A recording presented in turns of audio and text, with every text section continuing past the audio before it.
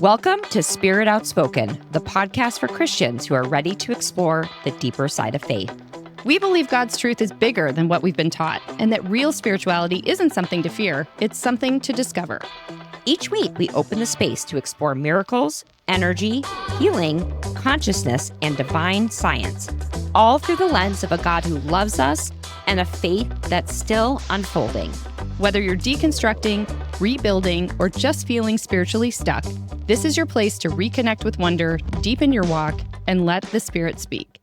Hi, guys. Did you just notice something new? Surprise! We have a new intro. Well, first of all, let's just back up a minute. We're in the new studio. We have a lot of new stuff going on. Let's just be real. We have a new intro. We have a new studio. Yeah. We are just like new women here on Spirit Outspoken. Yeah. And like the new intro isn't just a new intro for the sake of a new intro, even though it's fun to switch it up.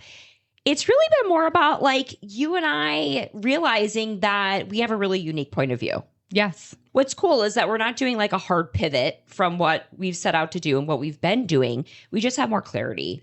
Yeah. I think whenever you start a new project like this, and especially going in blind like we did, we've said time and time again, when we started this, other than I listened to podcasts, I knew nothing about actually podcasting. And so anytime you start a new endeavor, there's trial and error, and you just have to jump in to get started. Totally. And then once you're in the water, you can start figuring out, well, this works, this doesn't. We really like when we talk about this more so than that. Here's what we're loving and what we're feeling connected to.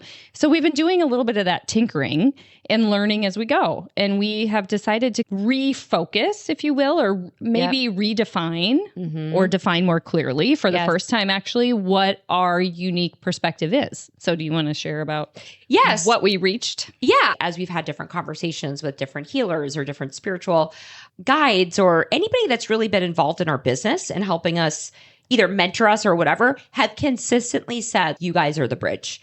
And that really has always connected with us. But I don't think we really understood what that meant until recently, where to what you're saying, we always knew what we really enjoyed and what we were really passionate about. The episodes where we were combining science, energy, or the latest, I would even say quote unquote woo-woo, or like new age concepts, combined with looking at it through the lens of scripture or looking at through the lens of what Jesus specifically versus like modern day church or religion. When we combined those three things, that's what really lit us up. So I think like it's so cool to come full circle here because I think that's the bridge, right? Like we are here to be, hey, we are Christian and so creating a space where we can explore other topics, bring in other things, and make our own conclusions. Yes. And make connections. Yes. Because oh gosh, I love that. Of which there are many. And that's what we continue to learn and experience as we do this work. And as Jace is a phenomenal researcher and she just dives deep into all these things.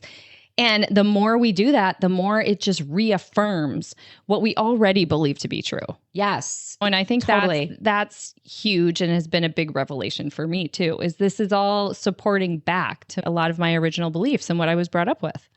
Yes, it has only made me want to dive deeper into our Christianity. That's when I was like, wait, there's like literally nothing to be afraid of. Yes. Yeah. I think there's just something really powerful about everyone being able to share their truth or their questions or their disbelief or their belief. And that's what it's all about, is growing and learning together. Yeah. And that has always been what we wanted from this platform, is for it to be a place where people could learn and grow and explore and feel safe doing that.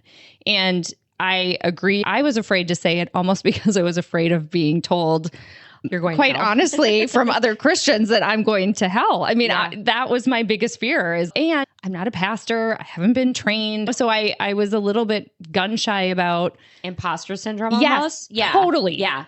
But the truth is, we're real women having real experiences and learning and leaning on our real faith. And this is what it looks like. And I think there's a lot of power in sharing that. And it's not to say what I believe today is even going to be how I feel a year from now. Like, we continue to evolve and grow. And it's also giving people that freedom to continue to grow and learn and explore and change your mind and develop things. And I don't know. That's what we really want this to be. Totally.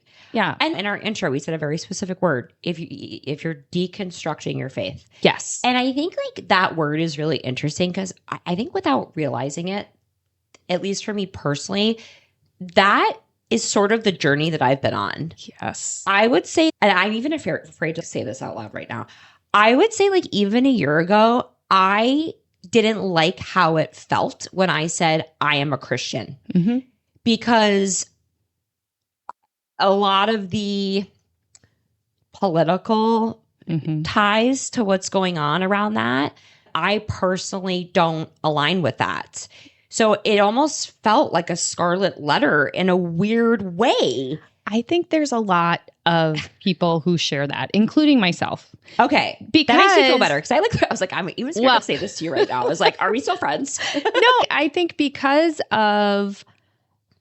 Here's the thing with Christianity. There's so many denominations and so many diverse perspectives, even within the church itself. Yeah. And I think in the media, you see one perspective, right? Yeah. And I don't even know if I should say unfortunately, but Christian, in my mind, became synonymous with I am anti-gay. I believe anyone who doesn't believe exactly what I believe will go to hell. There were just a lot of things that are not me. Like personally, like who you are. Yeah. Your core. And I'm trying to be respectful of people who do think that way. But as someone who happens not to think that way, I found it challenging. And at times I didn't want to share, just like you, and say out loud that I was a Christian because I was afraid that people would assume I was a certain way. Bingo. That was so well said, because that's exactly how I felt. Yeah. And I think that that's what feels so good about what we're doing now, because I feel like we've gotten really crisp on, okay, we've like gone through these different journeys. And this isn't just the podcast, you guys. This has been a spiritual journey for each of us for years. Mm-hmm. But I feel like we finally gotten to a place where we're crystal clear on what we want Spirit Outspoken to be, who it's for. And we want to build a true community, not just a following. Does that make sense? Yes. So I don't know. It just feels good. And you guys, if you're excited about this, welcome. Yes. Welcome. And by the way, like the same shenanigans are still going to go on. We're not that new. Which, speaking of, let's transition to our episode topic today. So we're talking about epigenetics and what some of these spiritual implications about epigenetics are. So you seem to know about like a little bit about everything. Like I feel like I've like learned that about you, but not me. Like I really thought like epigenetics was like purely your features and your how you look, like your genes, your like, DNA. Yeah, like your DNA. Exactly. And what's been passed down. But I've been like, I don't know. I've been really intrigued recently. And I don't know if it's just the algorithm has me pegged, but probably. Definitely. It has me pegged. It's all this like Gemini and Sagittarius shit. And then now epigenetics. They're like, oh, we've got a fresh one.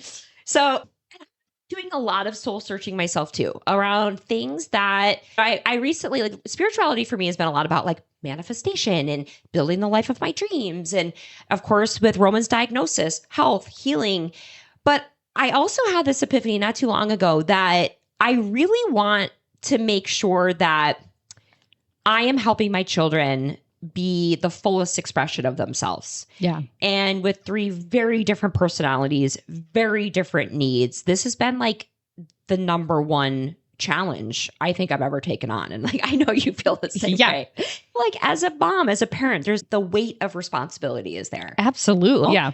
So I started thinking a lot about that. And then as God provideth, epigenetics started coming through my view. And I realized like it's so much more about physical attributes, and actually that there's a spiritual and emotional aspect that we can pass down through genes to our children.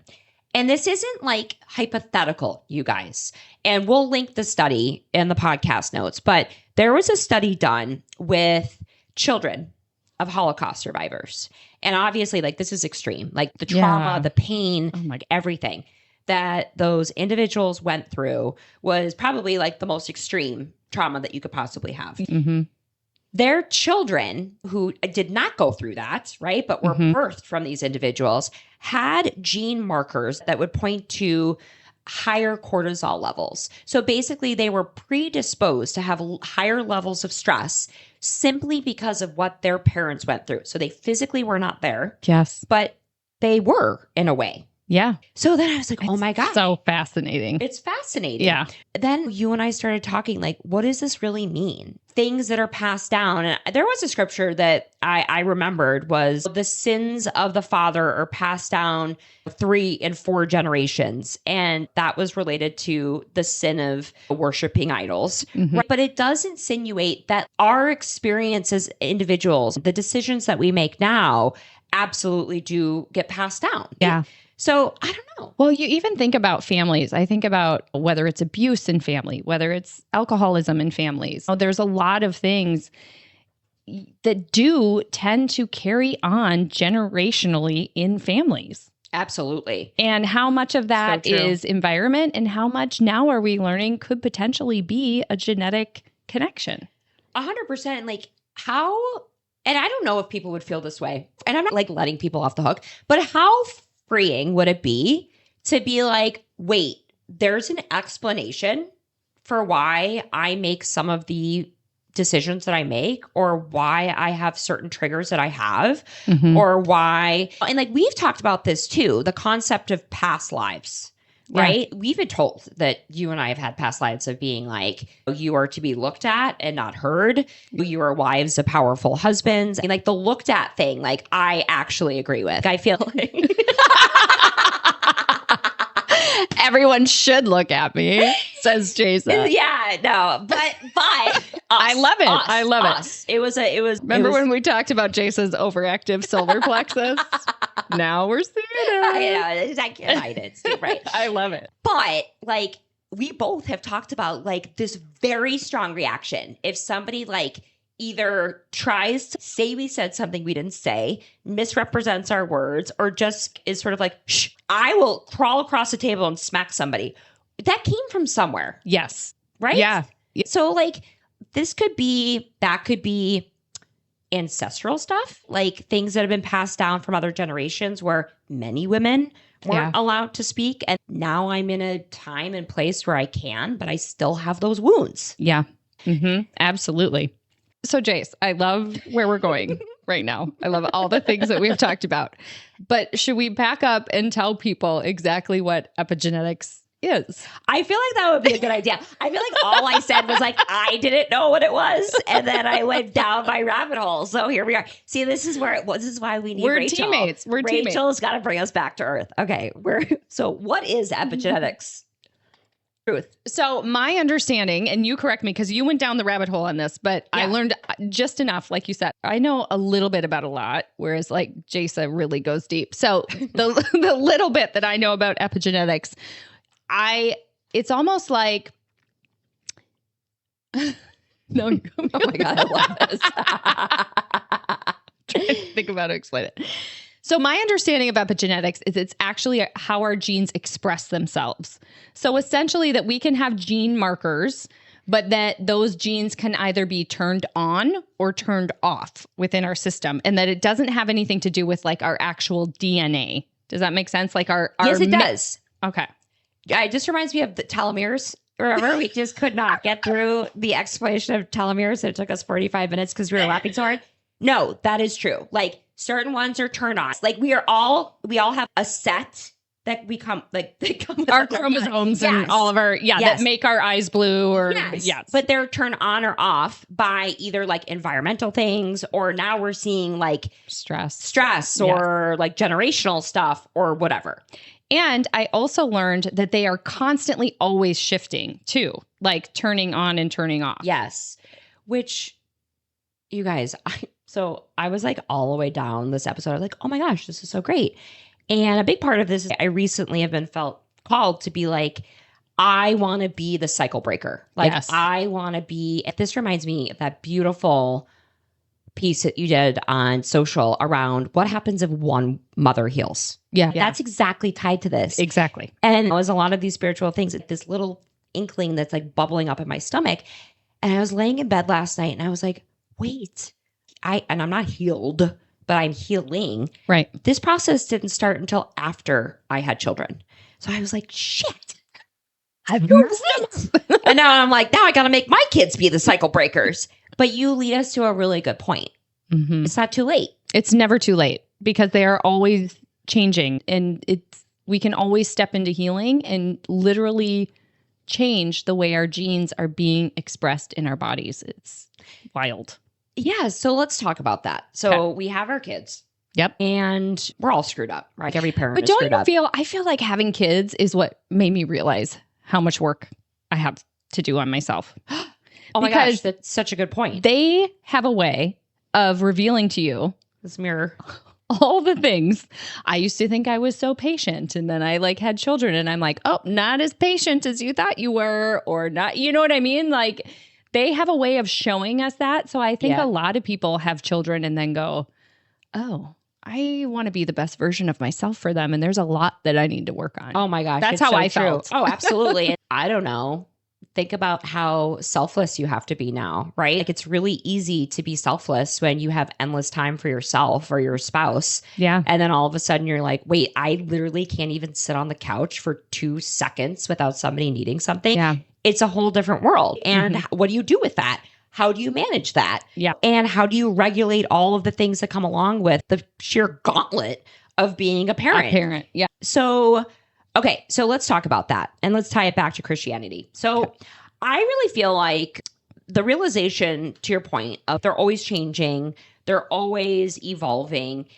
The way that we can break generational stuff is to point to what we've always learned and loved about spirituality. Unconditional love, patience, like truth, honesty, just getting us back to this place of who we really are. Mm-hmm. And like we talk a lot about and Spirit Outspoken around, like, it's not so much becoming different through spirituality. It's really remembering who we really are. I love that. It's so true. And I think that's the healing. If we can remember ourselves, we can remind our children who they really are. Mm-hmm. And that's where the healing begins. Yeah. And you can heal. So basically it's like twofold the way that I understand it. We can heal ourselves, but then through the healing of ourselves, we show up in a more loving way. Yes. We show up in a more emotionally available way. And I want to hear from you what you feel like your generational stuff is. And I've been thinking a lot about it. I feel like for me, it's like I'm a really loving parent, but I don't think that I have always been emotionally available. Mm-hmm. And I think that I like to keep it positive. I like to keep it light. I like to be optimistic. And I don't like negative, hard stuff. Now, Roman's treatment and this whole journey has made me face shadow work. Yes. Like the things that I have been most scared of my entire life are right in front of my face. I try to outrun them after he was diagnosed. And then it wasn't until he was having significant complications in his treatment where he needed a second biopsy, where it was like, we are going to stick your nose in this and we are going to work through this and you're going to face your fears and not only become emotionally available for yourself, because that was a big thing. Like I wouldn't let myself feel those feelings because I was scared of what it meant. And if I felt sad, if I felt fear, then it meant that things weren't good. Yeah. Yep. And now I'm like, okay, I did that. And now I really feel like this whole transition in how I'm responding to my kids' emotions. Like I said to Roman for the first time, I know that, and a mentor, Candace, if you're listening, thank you. She challenged me. She said, what have you needed through this process? And I said, I've really needed for people to understand how hard this has been. And she goes, have you asked your own children that? And I was like, ooh, I have not. Yeah. So unknowingly, I am creating, the very thing we don't want. Yes. So that has been really big. And I've had those conversations like, hey, this has been really hard. Yeah. Like, how have you felt about it? And it's been really cool. And like Charlie, who's very much like me, wants to keep everything like puppies and sunshine, is just staring at me like, oh, okay. Like we're going there. But it feels good. Yeah. It feels good. How about you? And like, you're healing. Yeah, we're healing. Which is amazing. You're healing yourself and your children through that. Yes. Okay. So a big one for me, a few things. One, in my household growing up, I don't think I felt like I had a voice, or maybe not that I didn't have a voice. I just, for whatever reason, did not speak up about things that probably were important to me. And when I was younger, I felt like anytime I tried to speak up, it just didn't do anything. Yeah. You know what I mean? I didn't feel heard. Yeah. I didn't feel heard. Yeah. And so I learned how to stuff and stuff feelings and just ignore them, because feelings just get in the way, and feelings are there to help us show that there's a problem or something that needs to be fixed. And if you can't fix it, then what's the point of having the feeling? You learn real quick how to shove it away and lock it away. And what's the point? Yeah, there's no point. It's just going to get in the way. There's nothing I can do to fix this. These are useless. So I learned I was very good at separating and ignoring until you're not, because as we talked about with our somatic work, it's always in there and it gets stored somewhere. And now we're seeing like on a like gene level. It's not just, you know what I mean? It's deep. Yes. And I think that stems from, my mother has been very open herself, so I feel comfortable sharing this, but she grew up in a home with an alcoholic father. Yeah. And anyone who's dealt with that knows that there are very common, and there's a general pattern that most people who go through someone having an addiction in their household, it's all very similar. So, you don't really talk about it. We just go on as if everything's okay and ignore. And so that's how she grew up. So we look at this genetic component, it probably was passed down. And then the environment just reinforces. So I think for me, a big part of my healing for myself and for my kids is, one, to be able to show emotion.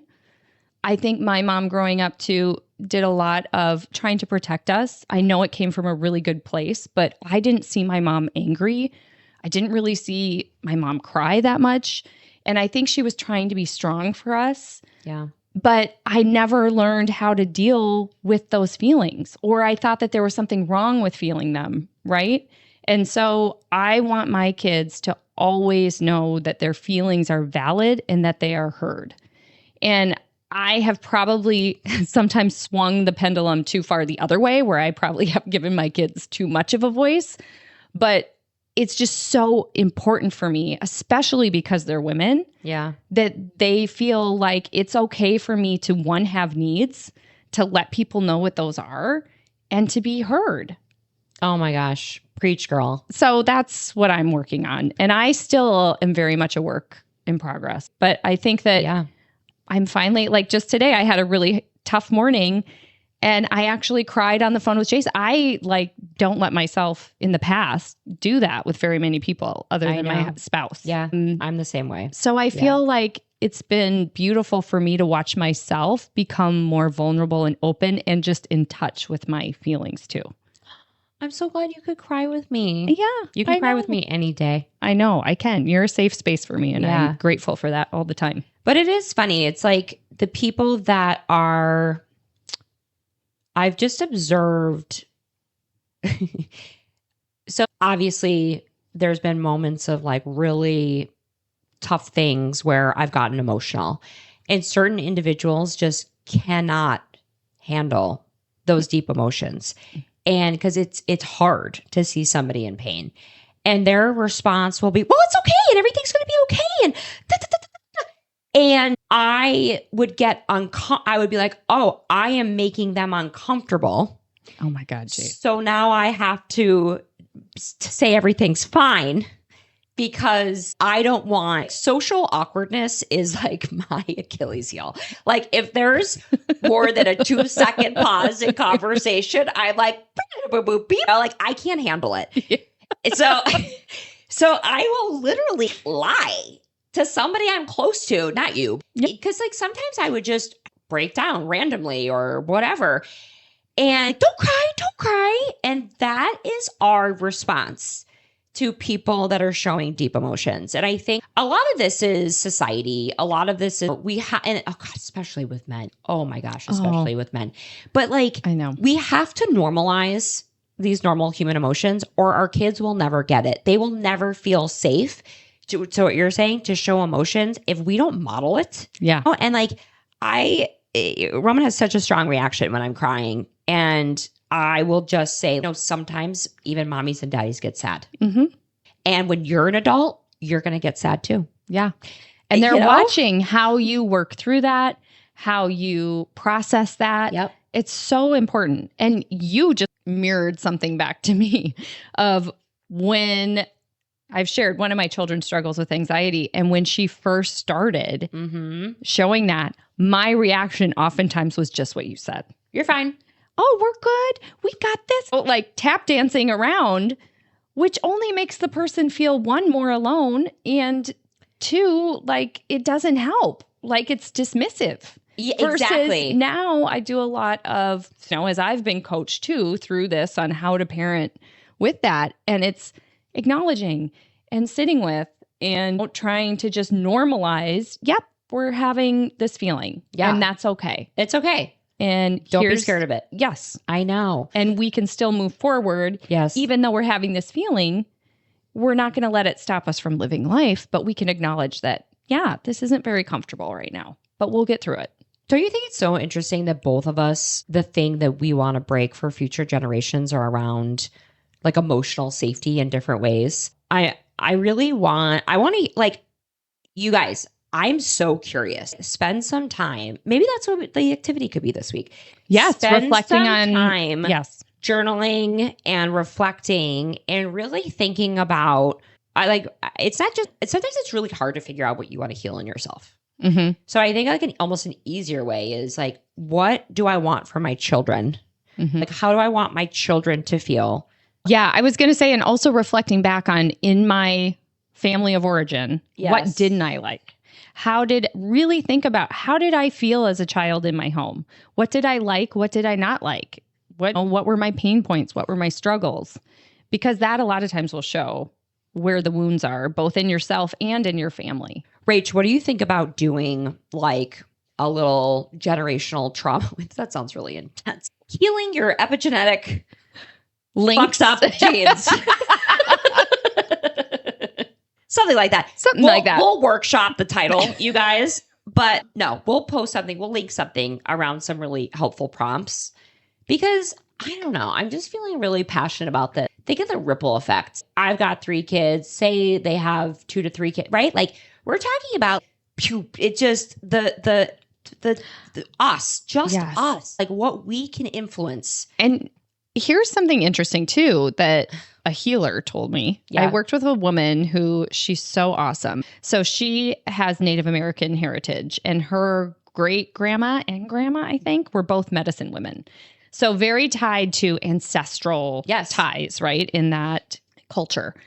And she was telling me as we were working through some healing stuff, she said the beauty of healing yourself is you're not only healing yourself in future generations, you actually are going back and healing those who came before you. So I don't know if that has some tie between like there is no existence of time and space. Definitely. But she was saying that by us healing, we really are breaking the cycle not only now, but in the past. And I have to just share something that was so moving and cool. Yeah. Is she told me that in my ancestry, like I just get this bit, she's very intuitive. So I just get this vision of like woman after woman after woman through all these generations and they all have masks on. And they just are all wearing their mask. And then it gets to you and I see the mask coming off. Oh my gosh. Like, what? I know. Isn't that cool? I have goosebumps all over my body. So it's amazing work that we all can do. We all can choose to step up and be the cycle breaker. Yes. Like, that's the beauty of this epigenetic stuff. Is it's always changing and we can be the ones to be the change. Yes. I think that it's so empowering and it really just, I don't know, it lit a fire. That conversation I had around like emotional availability in creating space for not just the happy emotions, but the really hard emotions. I feel like I do a good job if my kids are like, oh, I'm scared of blah, blah, blah. But it's attached to fear, right? Mm-hmm. It's like the click deeper, which I realized was like, I'm so scared of these deep emotions because of what it means. Like, I'm scared to admit that I'm afraid because that means that there's a possibility that I could lose my son. That's really what it was. Yeah. And I never asked my son or acknowledged how hard it was because I felt like it was my job to make sure that he was positive and he had his eye on the prize and we're going to be doing this rah, rah team. And that's great. there's a time and place for that, but there is certainly a time and place to be like, yeah, this has sucked. Mm-hmm. You have been through so much in 2 years, and are you okay? Yeah. How does that feel? Tell me about it. What do you think about when you think about your treatment? Think about that. I never asked him that. And it wasn't because I didn't care. No. It was because I was afraid of showing anything else except strength and positivity, and we're going to do this. Mm-hmm. So I just realized that acknowledging his pain did not impact the fact that I believed with my heart of hearts that he was going to be okay. Yeah. And I thought that those two couldn't exist together. Yeah. And I realize now that's exactly how my parents are. I'm sure how their parents were. And it was coming from such a loving, protective place. But in truth, I think the real healing is usually a couple layers deeper than what you actually think you need to heal. Yeah. Because I thought I was just uncomfortable with negative emotions. And I was like, right. No. I'm uncomfortable losing somebody I love. Yes. Which is a valid fear. Of course. I think you said something that is also really key in that our parents and people who came before us were also just doing the best they 100%. could. So to be gentle as you're reflecting back on this and as you're thinking back, to your own parents, they were all just doing the best they could with where they were at that time and what they had been taught. Because like you just said, I was doing it out of love. I know that things with my mom, I know she was doing it out of love, and she did it because she thought that's what we needed or what was required to help us the most. So just be gentle with your family and those around you as you're kind of reflecting back, right? Yes. Yeah. This is more about vulnerability than it is blame. Yeah. And one thing, as I put my health coaching hat on too, in order for anything to change, we have to have awareness of it. Yes. And so this really is just a practice of we have to become aware of what needs to be fixed in order to do anything about it. Oh my God.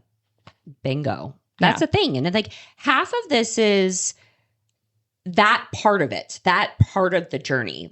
You can't truly heal yourself until you actually know what there is to heal. And for me personally, even though I've been on this spiritual healing journey for years now, I did not have an awareness of what this journey for me was. I don't know how to describe this.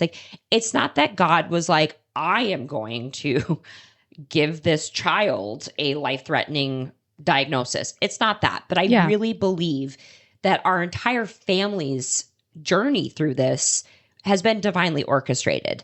And I don't even despite being 2 years into this process, I didn't actually know what it truly was that I needed to heal for those future generations. I started to understand, but it wasn't until she was like, well, have you asked your kids that? And I was like, holy shit. Those are the truth bombs I love in therapy. Know. Where it's I just was like, oh my gosh, it's me. I'm the problem. It's me. No. Oh, and I would have never thought that. So that's so spot on. It's not just about the healing. It's really getting to what it is that needs to be healed, because I believe we all are intuitive. We all know what our soul needs. Sometimes we just need some tools, but we get in our own way so often. Oh, right? And we're really good at lying to ourselves. I'm the best at it. Me too. And those size 0 will fit me again. I know. One day. Yeah. I will squeeze into those puppies. So this reminds me too, not to get us off track, but another time in therapy where I had one of those moments where it was like, oh my God, I didn't even know that needed to be fixed. Yes. It was the first time I was meeting with this gal and kind of giving her the rundown of everything. And I'm now talking about my history, and she's asking me more questions. And then well, were your parents ever separated? And I was like, yeah, they got divorced. And there was my dad kind of worked a lot and wasn't really around in my childhood. That's not, I don't think that's a big deal. You're like, that's in the appendix. Yeah. I'm like, oh, that's not really anything. And she goes, oh, I think that's everything. And I was like, but snap. Yeah. But another perfect example of it's so here true. I am living my life thinking that doesn't have any impact on me anymore. And oh no, that's the root of 90% of what we're working with here. Isn't Yeah. that So incredible? Awareness is everything. So I know. be open. Yes. Awareness is everything. And like perspective shift is everything. And like, I am convinced that we can go through quantum leaps. Like we can go through years of therapy in the time of just like a realization like that. Yes. And how quickly we can change and see everything through a new lens. Like that's literally a quantum shift. You know what would be really helpful too? What? I just thought of this. I'm going to add Okay. this into our little resource document. Yeah. You fill out, this should be like if you have a spouse, Yeah. this should be a partner exercise. Oh, I love and this. they should talk about your family and you should talk about theirs, because the reality is they're coming in as an objective observer and probably have been able to identify much more quickly the dysfunction or the issues that exist. Oh my gosh. How fun would it be to fill out a questionnaire on your in-laws? Be like, this isn't a homework assignment. But it's true. Ryan has helped me see things Yeah, about absolutely. my, Yeah, absolutely. and It's a vice blind versa. spot. It's a blind spot. Because it was our normal. It was our Yes. normal. And it's like we just said, you can lie to yourself. You don't notice things in the same way because it was your reality. It was your so true. Yeah. Oh my gosh, fun. I know. So there Guys, you go. don't get divorced over this, okay? Yeah, Just don't. It's for Awareness only, and you have empathy also for the other family. Yes. If you are this, like That's just true. like we have empathy with our parents, empathy with your in-laws. If Everybody's you're doing doing the this. best we can. Everybody is doing the best that they can and they could. Our friend right? Renee would be like, but are they? Shout out to Renee. Yeah, Renee. I remember that was like we love did her. a happy hour for your birthday. And Ryan would say that too. They were in agreement. Oh my They're gosh. like, yeah. It was so funny. She's like, but are people? And I was like, oh, I don't know. Like, is that a hypothetical or am I supposed to answer this? This was it a question on a podcast that was, do it was you a Brene think, Brown, right? Or no. or Glennon Doyle Yes. or one of them. Yes. And it was, do you think people are doing the best that they can? That was the question. And they No on this contact. Like that's the question. Yes. And it was so funny because we were talking and she posed it to Ryan and I. Yeah. And she's like, I have my guess on what your answers are going to be. And sure enough, I'm like, yes, they absolutely are doing it. And Ryan's like, no, they're not. You could always do better. Shape up, losers. No, I didn't know how to answer it because I was like, well, sometimes like, no, it's yes or no. And I was like, what? No, but so there's another one you shout can out, add Renee. into the mix too. For sure. This was good. I like Yes, this. guys, like we would love to hear from you. I'm so curious. We'll post a reel on Instagram. Please respond. I want to know, like, what do you think it is? In your family or in your, Yeah. how are you going to break the cycle? How are you going to break the cycle? We're back, baby. Oh my God, I love it. This is so fun. It's so fun to be back in the studio, in the new studio. Yes. For that reason. Yes. Gosh, the energy is good. All right, guys, we love talking to you today. Gosh, it feels like we could do 30 episodes on this topic. But next, we're actually going to be pivoting to some biblical stuff. So I'm excited about this. Me too. Like Rachel, Spirit Outspoken, healing the female generational voice. Epigenetics quickly led to, what did Jesus actually do and say about women? Yeah. Like, what was his approach to female leadership, really elevating the female voice? You know, as two female co-hosts of a spirituality podcast, we gotta go more. there. Yeah. So stay tuned next week. We will be back. Bye. Bye. Thanks for joining us for today's episode. If you're ready to take your spirituality to the next level, be sure to check out our website, spiritoutspoken.com. There you can download free educational resources, read our latest blog posts, and join the Spirit Outspoken community. And don't forget to follow us on Instagram and TikTok at Spirit Outspoken to stay up to date on news, happenings, shenanigans, and all things Spirit Outspoken.